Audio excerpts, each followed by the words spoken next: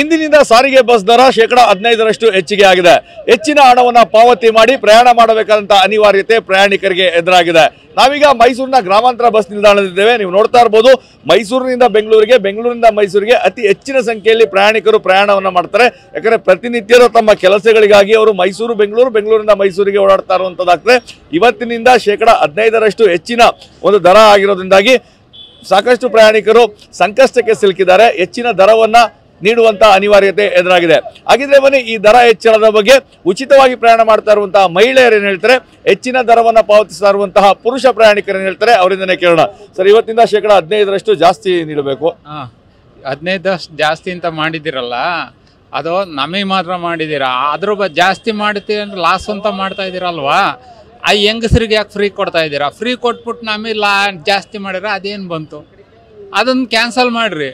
Free ಕೊಡೋದು cancel ಮಾಡಿರಿ, ನಮ್ಮದು ಮಾಮೂಲಿ ಮಾಡಿರಿ. ಎಲ್ರಿಗೂ ಒಂದೇ ರೇಟ್ ಮಾಡಿ, ಅವ್ರಿಗೂ ತಗೊಳ್ಳಿ ನಮಗೂ ತಗೊಳ್ಳಿ, ರೇಟ್ ಕಮ್ಮಿ ಮಾಡಿ. ನಮಗೆ ಜಾಸ್ತಿ ಮಾಡಿಬಿಟ್ಟು ಅವ್ರಿಗೆ ಫ್ರೀ ಅಂದ್ರೆ ಇದ್ಯಾವ ಲೆಕ್ಕ ನಿಮ್ಮದು? ಮನೆಯವ್ರಿಗೆಲ್ಲ ಫ್ರೀ ಸಿಗುತ್ತಲ್ಲ, ನಿಮ್ಗೆ ಜಾಸ್ತಿ ಮನೆ ರಿಸಿ ನಂದು ಕಿತ್ಕೊಂಡು ನಮ್ಮ ಮನೆಯವ್ರಿಗೆ ಕೊಟ್ರೆ ಏನು ಉಪಯೋಗ? ಅಲ್ಲಿ ನನ್ನ ಹತ್ರ ಕಿತ್ಕೊಂಡ್ಬಿಟ್ಟು ನಮ್ಮ ಮನೆಯವ್ರಿಗೆ ಕೊಟ್ರೆ ನೀವು ಕೊಟ್ಟಂಗೆ ಏನಾಯ್ತು? ಇದೇ ನಾನು ಹೇಳ್ತಾರೆ, ಇದು ಏನು ಉಪಯೋಗ ಇಲ್ಲ, ಇದು ಬೇಡ. ಈ ಫ್ರೀ ಯಾವುದು ಫ್ರೀ, ಇದು ಏನು ಉಪಯೋಗ ಇಲ್ಲ. ಸುಮ್ಮನೆ ನಮ್ಮಂತಾರನ್ನ ಹಾಳು ಮಾಡೋಕ್ಕೆ ಫ್ರೀ ಅಷ್ಟೇ. ನಾವೀಗ ಮೈಸೂರಿನಿಂದ ಬೆಂಗಳೂರಿಗೆ ಪ್ರಯಾಣಿಸ್ತಿರುವಂತಹ ಬಸ್ನ ಒಳಭಾಗದಲ್ಲಿದ್ದೇವೆ. ಸಾಕಷ್ಟು ಪ್ರಯಾಣಿಕರು ನಮ್ಮ ಜೊತೆಗಿದ್ದಾರೆ. ಸರ್, ಇವತ್ತಿಂದ 15% ಹೆಚ್ಚಿನ ದರವನ್ನು ನೀಡಬೇಕು. ಎಲ್ಲ ಫ್ರೀಯಾಗಿ ಕೊಡ್ತಿರೋದೇ ಕಾರಣ ಅನ್ಸುತ್ತೆ ಇನ್ಕ್ರೀಸಿಗೆ. ಫ್ರೀ ಕೊಡುವಂಥ ಪ್ರತಿಯೊಂದು ನಿಲ್ಲಬೇಕು, ಫ್ರೀ ಕೊಡಬಾರ್ದು ಯಾವುದನ್ನು. ಆವಾಗ ರೇಟ್ ಏರಿಸುವಂಥ ಅಗತ್ಯ ಬರೋದಿಲ್ಲ. ಬೆಲೆ ಫ್ಯೂಯಲ್ ರೇಟ್ ಜಾಸ್ತಿ ಆಗ್ತದೆ, ಸ್ವಲ್ಪ ಮಟ್ಟಿಗೆ ಅದನ್ನು ಕಾಂಪನ್ಸೇಟ್ ಮಾಡಬೇಕಾಗುತ್ತೆ. ಭಾರಿ ಮೋಸ ಮಾಡ್ತಿದ್ದಾರೆ.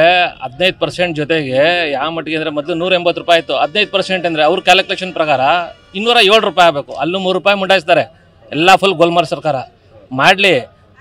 ಇವಾಗ ಹಿಂಗೆ ಕೊಡ್ತಿದ್ದಾರೆ, ನೆಕ್ಸ್ಟ್ ಇನ್ನೊಂದು ಸರ್ಕಾರ ಏನಾದ್ರು ಹೋದ್ಮೇಲೆ ತಿರ್ಗಾ ಇದೇ ರೇಟ್ ಕಂಟಿನ್ಯೂ ಮಾಡ್ತಾರೆ. ಇವಾಗೇನು ಕಡಿಮೆ ಮಾಡಲ್ಲ ಅವಾಗ. ಆದ್ದರಿಂದ ಎಲ್ಲ ಇವಾಗ ಏರಾಗಿರಿ ಟಾಪ್ ಆಗಿರ್ತದೆ. ಇವಾಗ ಅವಾಗ ಒಂದು ಆಲ್ಮೋಸ್ಟ್ ಒಂದು 220 ರೂಪಾಯಿ 230 ರೂಪಾಯಿ ಆಗಿರ್ತದೆ. ಭಾರಿ ಮೋಸ. ಹೌದು ಸರ್, ಇವಾಗ ಒಂದು ರಿಜಿಸ್ಟ್ರೇಷನ್ ಹೋದ್ರೆ ಯಾವ ಮಟ್ಟಿಗೆ ಅಂದರೆ ಬಡವ್ರ ಬಗ್ರು ಮನೆ ತಗೊಳಂಗಿಲ್ಲ. ಇವಾಗ ಹಂಗಾಗ್ಬಿಟ್ಟಿದೆ. ಸ್ಟ್ಯಾಂಪ್ ಡ್ಯೂಟಿ ಎಲ್ಲ ಸಿಕ್ಕಾಪಟ್ಟೆ ರೇಟ್ ಜಾಸ್ತಿ ಆಗಿದೆ. ಇಲ್ಲ ಸರ್, ವಾರಕ್ಕೆ ಒಂದ್ಸಲಿ ಓಡಾಡ್ತೀನಿ. Full ವರೆನೇ sir. ಮುಂದಾರು ಸ್ವಲ್ಪ ಕಡಿಮೆ ಮಾಡಲಿ ಅಂತ ಹೇಳ್ತೀವಿ. ಸರ್ಕಾರ ಭಾರಿ ಬುದ್ಧಿವಂತ ಸರ್ಕಾರ, ಚೆನ್ನಾಗಿ ಒಳ್ಳೇದು ಮಾಡ್ತದೆ ಜನಕ್ಕೆ.